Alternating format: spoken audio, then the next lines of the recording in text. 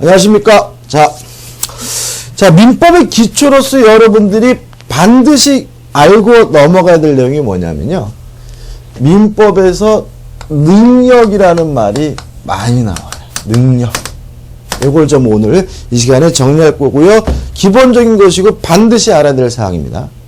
근데 우리 보통 능력이 있다 그러면 우리 통상적으로 돈이 있다 이런 의미를 쓰잖아요. 근데 법에서는 그런 게 아니고요. 능력해가지고 우리가 세 가지를 정리하셔야 되는데, 첫째, 권리, 능력이라는 개념을 좀 아셔야 돼요. 권리 능력이란 뭘 말하냐면요. 권리를 보유할 수 있는 능력, 가질 수 있는 능력을 우리가 권리 능력이라고 합니다. 쉽죠? 자, 그러면 누가 권리를 가질 수 있느냐? 사람만이 권리를 가질 수가 있는데 법에서는 사람이 두 가지예요. 자연인과 법인. 우리가 흔히 말하는 인간과 법인만이 뭘 가질 수 있어요? 권리를 가질 수 있고요.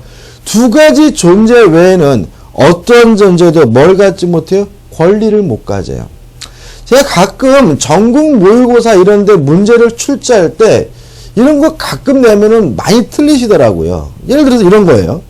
자, 어떤 분이 돌아가시면서 유언장을 쓰셨어요. 어떻게 쓰셨냐면, 내 재산 전부를 사랑하는 강아지 뽀삐에게 준다라고 썼어요. 이러한 유언은 무효겠습니까? 유효겠습니까? 이거 가끔 내거든요. 많이 틀리세요. 무효예요. 무효다.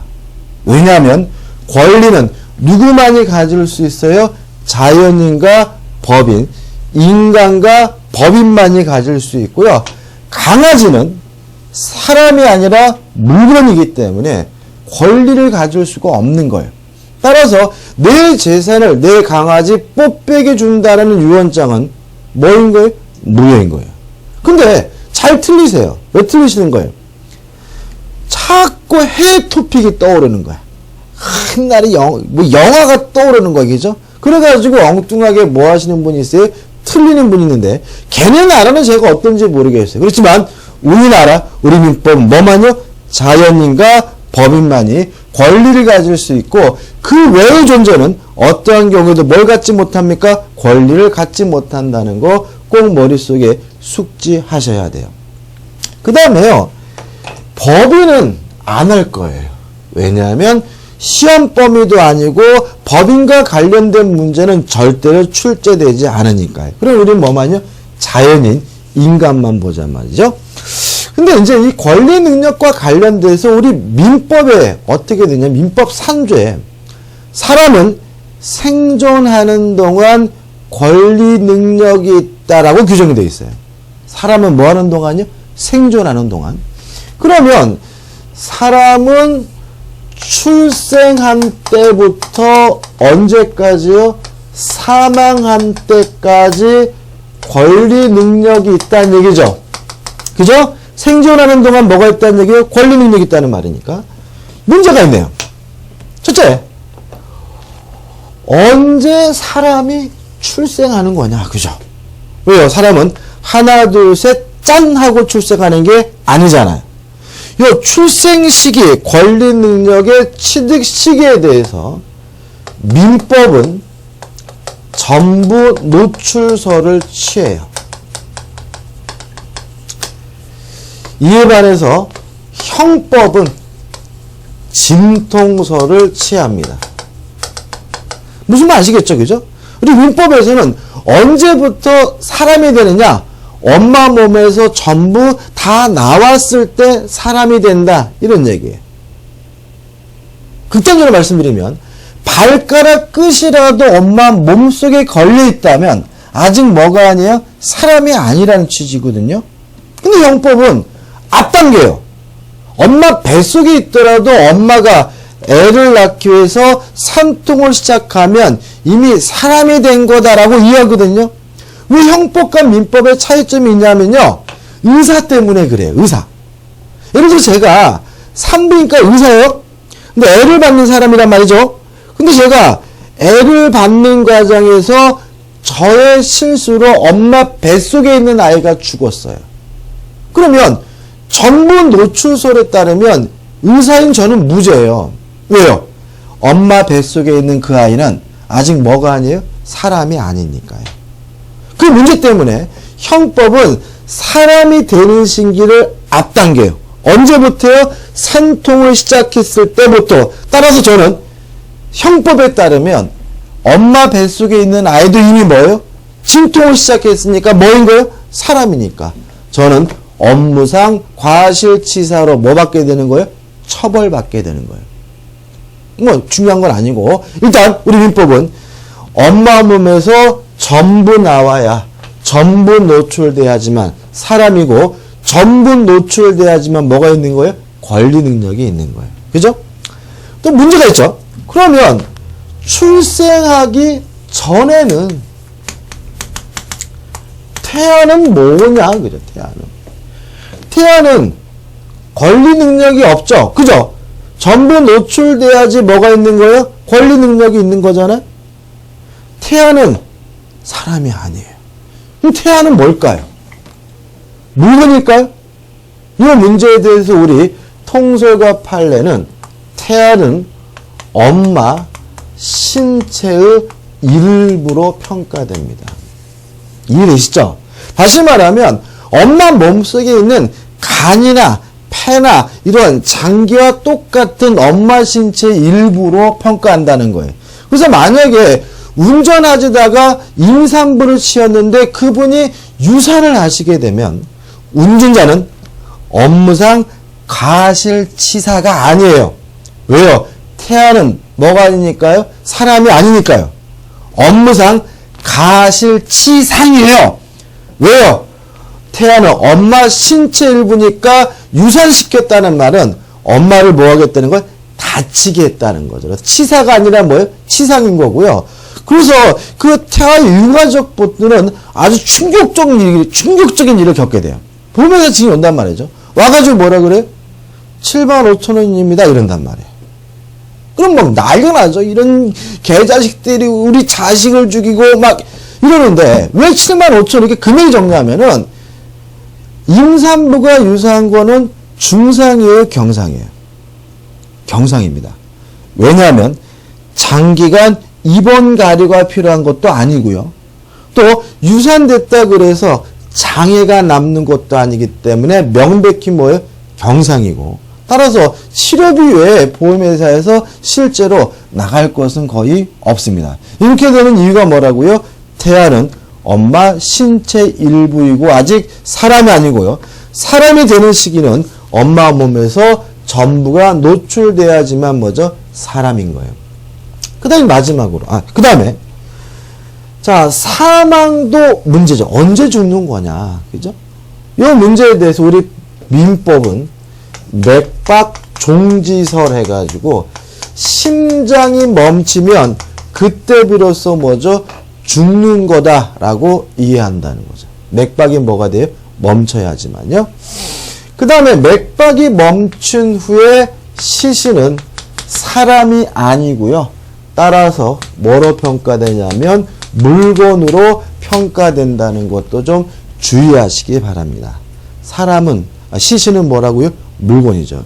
우리가 법관종이 왠지 시신은 존귀한 존재인 것처럼 느껴지기 때문에 물건이라는 말에 좀 약간 좀 기분 나쁠 수가 있는데 맥박이 멈추는 순간 사람에서 뭐로 바뀌는 거예요? 물건으로. 물론 여러분이나 저나 다 어차피 뭐가 될 사람들이에요? 물건으로 바뀔 사람인 거죠. 그죠? 아무튼 여기서 잊지 말 것은 권리 능력이 뭐라고요? 권리를 가질 수 있는 능력을 뭐라 그래요? 권리 능력이라 한다. 됐죠? 자, 근데 두 번째 우리가 이해해야 될 개념이 뭐냐면 의사 능력이라는 개념이에요. 의사 능력. 자, 의사 능력은 뭘 말하냐면 스스로 의사를 결정할 수 있는 능력을 의사 능력이라고 해요. 스스로 뭐 할 수 있는 이게 의사를 결정할 수 있는 능력이에요. 이러한 의사 능력이 없는 사람, 결여된 사람을 우리가 뭐라 그러냐면 의사 무능력자라고 하고요. 의사 무능력자가 법률행위를 하면 뭐가 되냐면 무효가 돼요.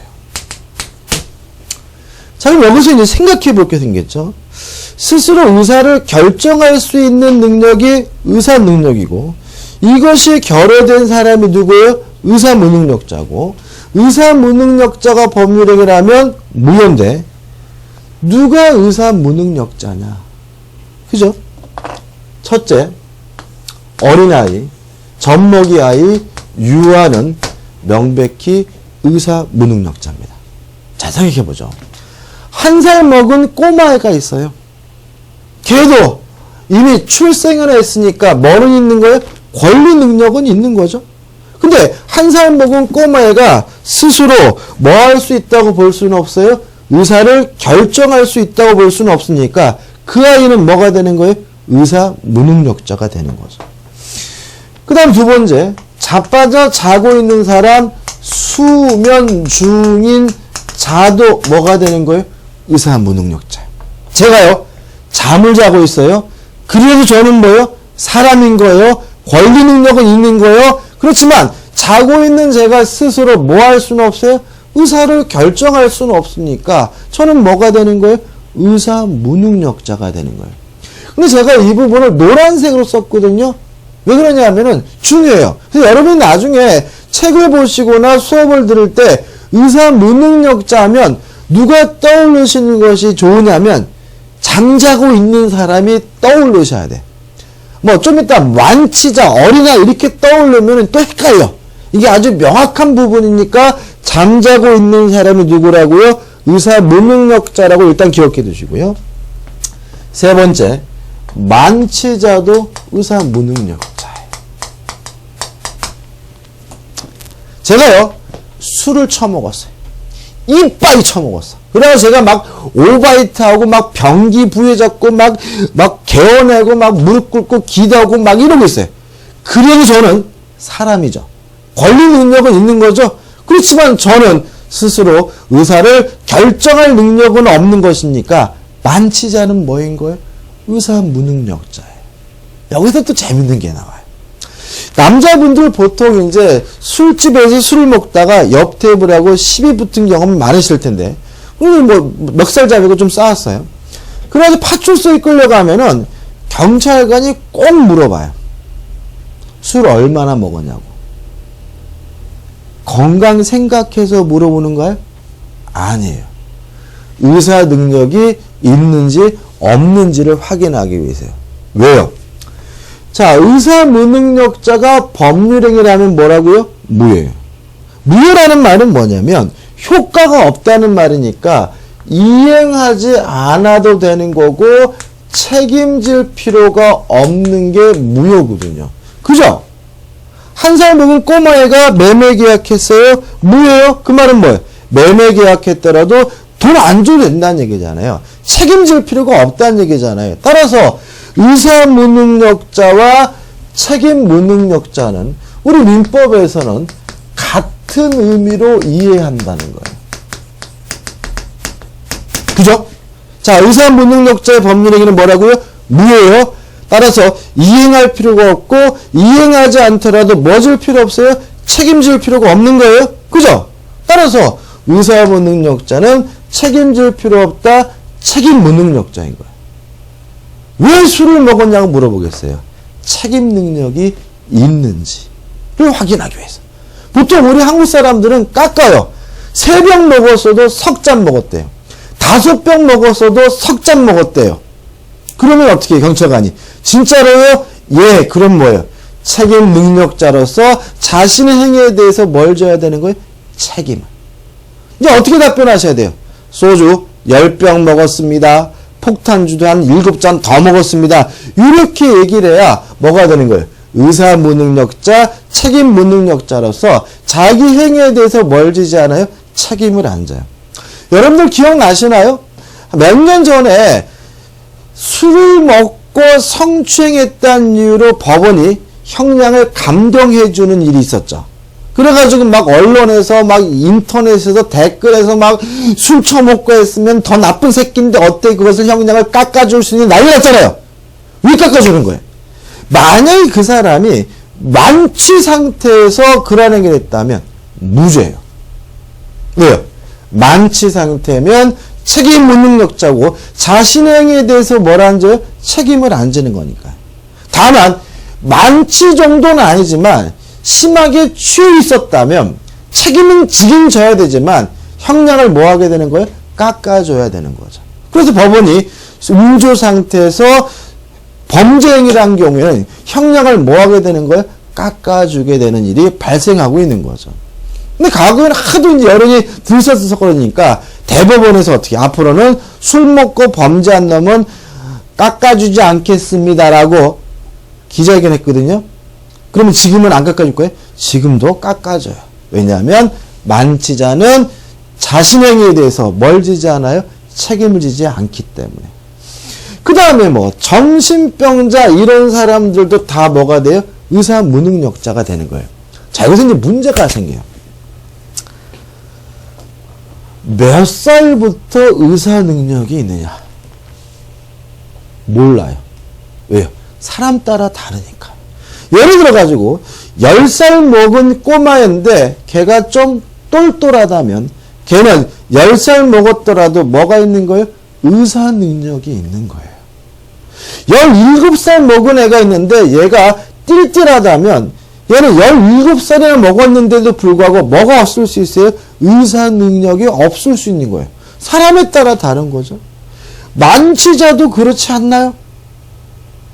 저같이 술을 못 먹는 사람은 소주 한 병만 먹어도 만취자가 되는 거고요. 술을 잘 드시는 분들은 소주 10병 먹어도 만취자가 아니기 때문에 뭐가 있는 거예요? 의사 능력이 있는 거잖아요. 그래서 이 의사 무능력자라는 제도는 케이스 바이 케이스고 사람에 따르고 때에 따라 다르고 이랬다 저랬다 하기 때문에 법적 불안정성을 야기하고 있어요.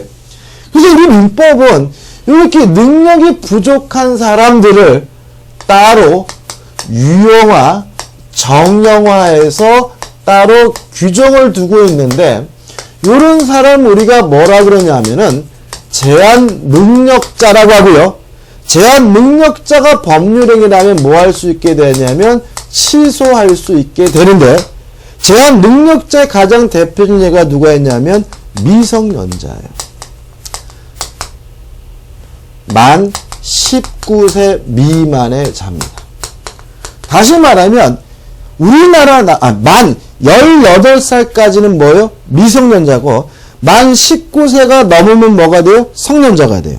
근데 이게 유형화, 정형화하는 제도라는 걸 잊지 마시기 바랍니다. 개별적 능력을 뭐 하잖아요? 고려하잖아요. 그냥 나이를 가지고 일률적으로 뭐죠? 제한하는 것이고 이 사람이 아직 19살이 안 됐다면 미성년자로서 한 법률행위는 뭐 할 수 있는 거예요? 취소할 수 있는 거예요. 그 사람이 아무리 뛰어나고 개인적으로 뭐죠? 능력이 출중하다 하더라도요. 두 번째 또 뭐가 있냐면 피한정 후견인이라는 게 있어요. 이 부분도 시험 범위는 아니기 때문에 제가 지금 말씀드리는 것만 기억하시면 되는 거예요. 피한정 후견인은 누구냐면요. 능력이 부족한 자로서 법원에 한정 후견 개시 선고가 있는 사람을 우리가 뭐죠? 피한정 후견인이라고 하고요. 이 사람이 법률행위라면 뭐 할 수 있어요? 취소할 수 있어요. 네, 세 번째 피성년 후견인이라는 것도 있어요. 이 사람은 누구냐면 능력이 결여된 자예요. 결여된 자로서 법원에 성년 후견 개시 선고가 있는 사람이 누구예요? 피성년 후견인이고 이 사람이 법률행위라면 뭐 할 수 있는 거예요? 취소할 수 있는 거예요. 자, 정리해볼까요? 능력이 부족한 사람을 유형화, 정형화한 제도가 뭐라고요? 제한 능력자고 제한 능력자가 법률행위라면 뭐 할 수 있다고요? 취소할 수 있는데 미성년자, 만 19세 미만의 자와 피한정 후견인, 피성년 후견인 세 가지 종류가 있고요. 피한정 후견인은 누구라고요? 능력이 부족한 자로서 법원에 선고가 있는 사람이 피한정유기인. 피성년유기인이 누구라고요? 능력이 결여된 자로서 법원에 선고가 있는 사람이 뭐예요? 피성년유기인이에요. 이런 사람들이 법률행위란 뭐 할 수 있다고요? 취소할 수 있습니다. 지금 제가 이 시간에 뭐 했습니까? 권리능력, 의사능력, 제한능력해서 개념을 설명드렸으니까 이 정도 개념은 반드시 머릿속에 숙지하셔야 됩니다. 고맙습니다.